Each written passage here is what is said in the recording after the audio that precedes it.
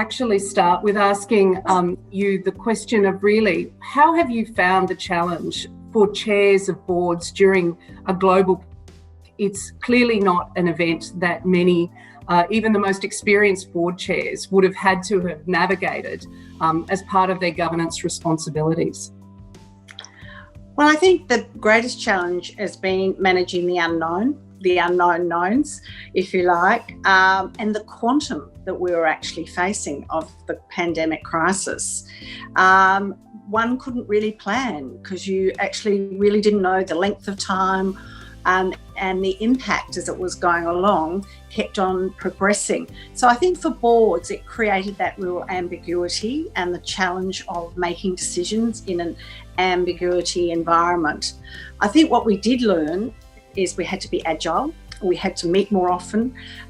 We had to probably do what I call go below the line, which is getting much more into crisis management and operational areas versus being a more strategic board.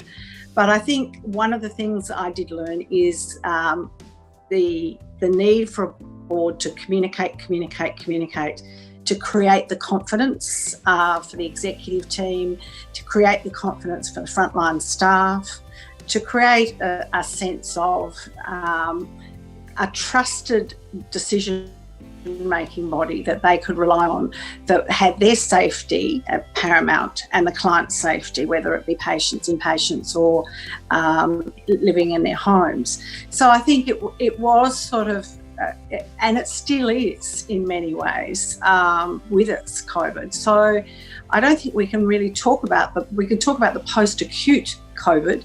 But I think how we learn to live with what I'm going to be calling the new normal is a very different environment. I think also one of the big challenges was for national organisations was to work across Zoom. You know, the restrictions and border restrictions on travel really made you rely a lot more on technology. That was a good thing in one way, but in many ways you were making very big decisions with people on camera and having to make them in a very short period of time. So I think it was quite a challenge for chairs to actually create that cohesion of a board and in many ways keep the board supported as well, particularly if they were isolated. So I think there are a lot of dynamics going on, and probably the post-review will be the real time when we actually sit back and reflect. You mentioned in your response some of the challenges for public health. The HardyGroup has a long history of working with health and human services. Do you see any particular challenges for those public health boards as we move into this, not post-COVID, but I guess this extended COVID environment that we are now navigating, which really was a public health emergency that has interfaced with everything we do every day? I think, yes, there are some particular challenges for the public health sector. I think how do you manage business as usual? As we know, public health is always under pressure, but how do you actually deal with in future any quantum of that sort of nature again? How do we plan for that? What are the scenarios that we should be using now to actually do some scenario planning? Understanding the reliance on our supply chain, our PPE equipment and all of the sort of things that making a crisis or a pandemic in many ways operate as near normal as possible. I think one of the other things we learned and will be a big challenge for public health is the skilling up of the workforce. I think we were very fortunate at the quantum that we actually had in our hospitals compared to some of the experiences we're seeing overseas. Around the skill shortage of very specialised staff in intensive care units and overflowing in public hospitals to how do we actually decant some of our non-acute patients, what sort of support do we need to do that, what sort of enlistment of other people in the ambulances, even the army. I think we have to think much more broadly again around what would we do differently, and how could we ensure the safety of the patients, but also the really paramount is the safety of the frontline staff. Mm-hmm. You mentioned that boards need support. HardyGroup has been equally hearing this message from the health systems across Australia and New Zealand, and have been looking at putting together board chair learning sets. It's based on a formula that is well known to the HardyGroup and to the health and human services sector. But we're looking at turning it to enable support to boards, and particularly board chairs and deputy chairs. Can I ask you why you see that as possibly a very valuable solution or opportunity for board chairs and deputy chairs to participate in, and even some reflections on your own experience about the value that you've taken from being a member of one of these groups? I think they say there's nothing more lonely than being a chief executive. Well, I think in a crisis, there's nothing more lonely than being a board chair, that you actually are faced with. You've got a wonderful group of people around you, but you are the leader of that group and you need to provide leadership. And I think part of the value of a learning set is the different approaches and different styles that chairs have, and what's been effective and what hasn't, to actually also bring real issues to those learning sets that can be discussed in a very confidential, very supportive and very engaging way. And as a chair, you have no other really means of doing that because of the confidentiality, because of, the people you're often talking about are your colleagues or the chief executive. So there's very few forums that you can do that in that's, trusted, confidential and safe. And I think different people, I've learned personally from bringing those sort of issues to groups in my learning set, where I haven't looked at different perspectives. I think you get very consumed with one way of dealing with an issue. And having a diverse group of people, 6 to 8 people talking about different ways that you could solve that issue, gives you some own insights, but also gives you confidence about the way that you're going to go forward. So I think that's one of the things. I think the other part is that you also get a feeling of not being isolated. I think when you're in one state or one jurisdiction, it's the only world you know. And when you're actually experiencing different health systems and different ways it's done, you actually can bring that leadership back to your own board and the ideas back to your own board. So I think it gives you the confidence to be a more outward-looking chair, and looking at the whole context of Australia and New Zealand, and bringing that experience back into your jurisdiction or your state, and getting your board engaged in those discussions around, have we thought about doing this a different way? Is there a way that we could actually use digital technology more effectively in our sort of outpatient care, or our transition to hospital in the home, or those sorts of things? So I think there are different and very innovative things happening, and that's the part that I think brings the value to learning sets, is challenging your own paradigm or your own thinking to bring innovation back to your own board, and create that the possibility of something more than just what is. And if you're a board chair out there in the public health land, what would you expect if you were to come to a board chair learning set? What would be the form and format? How would that work in a practical sense? In a practical sense, it's what I call the informal, which is getting to know each other and sharing informal, getting to understand people and different perspectives, colleagues who are like-minded, usually driven by the same commitment, driven by the same sort of goals of wanting to strive to be the best.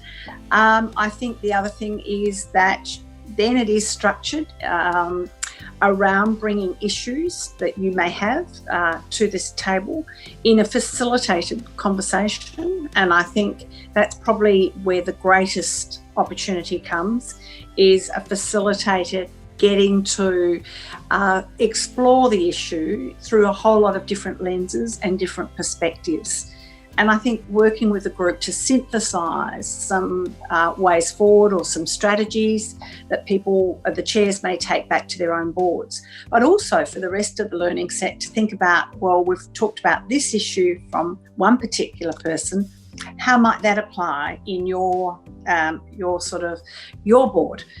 So it becomes a bit of a learning around by experience, by sharing, by good facilitation, to get to look at 2 or 3 ways that you could solve this issue, but also think about it then in the context of not just one board and one health unit, but what could they do as a group even around advocating for different changes to policy, to the way things are done, or experimenting or innovating.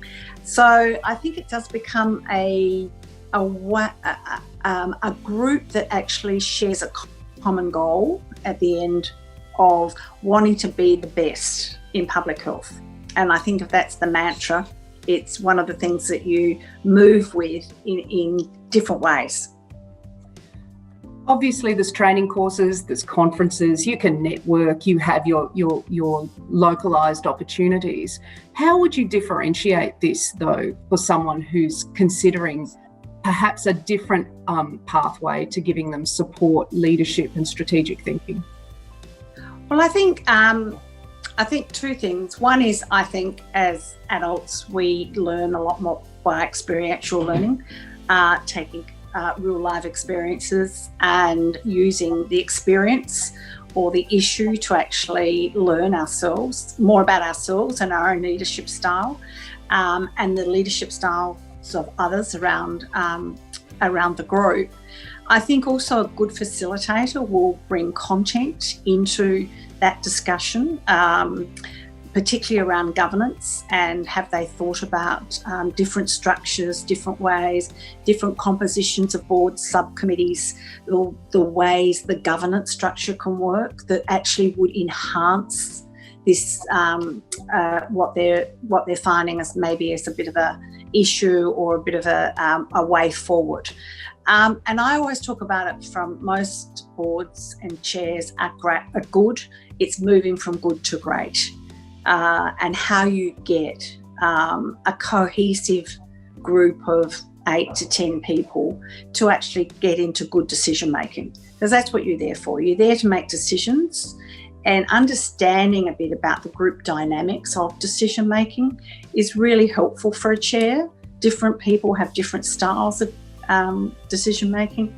So for chairs to actually have a bit of content about that and work with that around what's their style and how can they be more effective in getting the participation and input from everybody, but at the end of the day, getting to a sort of landing point that they can agree on. As chairs, as boards, you think very deeply about the professional development opportunities that are given to the workforces. You think that through for your executives. Not often is it thought about for the boards or the chairs themselves, but there still needs to be a return on investment for that to occur. If you had to think through, how would you discuss the return at a very tangible level, both personally and for the organisation, from participating and being a part of these processes? I think, professional development is, I think is imperative, particularly board chairs and board directors need to be current in understanding what good governance looks like, where they need to operate at the strategic level, understanding risks, all of those things. I see those these days as what I call the ticket to play. And for really the investment. What do I see? I see, particularly in the public sector realm or the public health realm, I see a real return on effective decision making. I see a real return on bringing innovation and creative ideas into a board. I see the return on influence on policy, having influence on structures in the health system. I see them having, I think if you create that environment with investing in a chair to actually bring the group together and look at it from not just managing their health unit or their local area health network, but looking at being part of the broader health policy in that state, then you actually do have a really strong opportunity to advocate for new ways of doing things and work with government to actually change some of those. And I think part of that is, you know, what are the big roadblocks that all public health faces is we've got an ageing population, we know that. We've got chronic disease rising. We've got a huge demand. We've got a workforce issue. We've got huge demand, pressures all at the front end. It does take looking at things differently, and it does take working together as a health network, if you like, or a health group to actually be part of the solution. Confidentiality, clearly a very important part of these processes, and the model does look to have a very deliberate cross-jurisdictional approach so that participants in the same health jurisdictions are not co-located, if you like, in those discussions. But how does that work in practice? What's your experience in terms of the confidentiality and the non-competitive environment? Because at the end of the day, this is a publicly funded service to the community. How do we ensure that at that strategic thinking level, you are given a safe space in which to do that? Well, I think there's very few safe spaces that you're given to do that. So I think it is a privilege. But first of all, the group has to create a safe space. It doesn't come naturally. So the group has to work around what does trust look like, what are probably the no-go zones that, and there will be a few. But a good facilitator will bring those out in the early discussions around how do we create a safe environment that we can talk openly, candidly, and trust our colleagues around, our fellow colleagues around the learning set, that confidentiality is paramount in this. And you know, if people don't feel safe, then they won't open up. And that's to the detriment, really, for the whole group. So I think working in what I call building trust and understanding what trust means for each individual, because it means different things for different people, is the role of the facilitator to create that trusted environment, and for people to feel safe, and for people to be open enough to say, there are some conversations I don't want to have or I can't have. That's where you create that trusted environment. What does that do what's the benefit of that? I think the benefit of that is you actually get chairs that are very committed and authentically signed up to actually deliver. So because they actually have this environment that they can be confident in exploring issues that otherwise would be are often quite paramount for them in either staying in the role or exiting the role. So I think it is a lot about attracting good people to the role and retaining them and building them to actually look at the future pool of good chairs and good deputy chairs. And you mentioned that having an excellent facilitator is one of the ingredients to its success, and we believe we have brought one of the absolute best to the board chair learning set process. We are very grateful that you have are willing to support us in this part. Could you just maybe in a short summary explain your experience, your personal experience over the 35 years that you have sat in these governing boards across the health and human services and beyond systems, both here in Australia and internationally? Thank you. I think that when I look back now on those early days, I was very green, and I've always been, I'm a nurse by profession, so I've always been passionate about the health system and the health sector. As a chair of a very large public hospital, I was appointed to actually do a merger, which, not just was managing one large public hospital, but bringing two together. Look, I learned a lot. I had good mentors back then who provided me with very wise counsel about what issues to tackle and which ones just to let go. I also learned very, very quickly that I was working in a political context. There are some things that, as a chair of a public health system, a public health board, you can't change. You are there at the invitation of the government of the day. So you have to work with that. And there are some things you can influence and there are some things you can't. So I guess from somebody that was a very committed change agent, there were things that you just couldn't do, but you worked around as to what you could achieve. So I think over years, I've learned a lot about my own leadership style. When I board as a chair, probably as a younger, enthusiastic person, I wanted it all to happen at once. I realise you're often in there for the long game, not the short game. But it is also about bringing your board with you. And it is not just about you. You're just there